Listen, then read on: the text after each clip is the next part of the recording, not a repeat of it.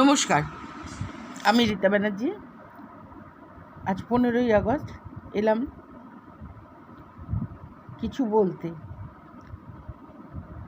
আজকে আমাদের স্বাধীনতা দিবস, 78 বছরের স্বাধীনতা দিবস।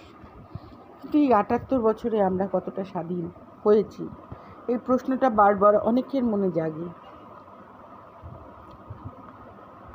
আমার মনেও জাগে, তবু আমি কিছু বলবো না, কারণ আমি কতটুকু জানি। আমি কবি শমীন্দ্র ভৌমিকের লেখা ভারতবর্ষ কবিতাটা এখানে পাঠ করব। আমার মনে হয় সেখানে অনেক কিছু উত্তর পেয়ে যাওয়া যাবে। এখানে তিনটে, ওখানে তিনটে, সেখানে তিনটে ঘেউ, এই তল্লাটে তারা ছাড়া আর মনীষী নেই কেউ। হারে রে রে রে চিৎকার শুনে সবাই পগার পার, কেবল একটা হাবাগোবা ছেলে নাম ভুলে গেছে তার।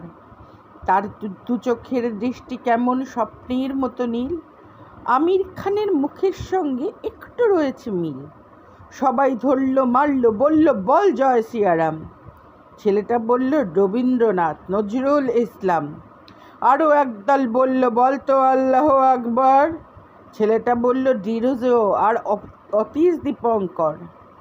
সবাই ধরল, মারল, বলল কোনখানে তোর ঘর। ছেলেটা বলল ভারতবর্ষ সবরমতীর চর। ছেলেটা বলল ভারতবর্ষ সবরমতীর চর। ছেলেটা বলল ভারতবর্ষ এলাম সবরমতীর চর। নমস্কার বলতে।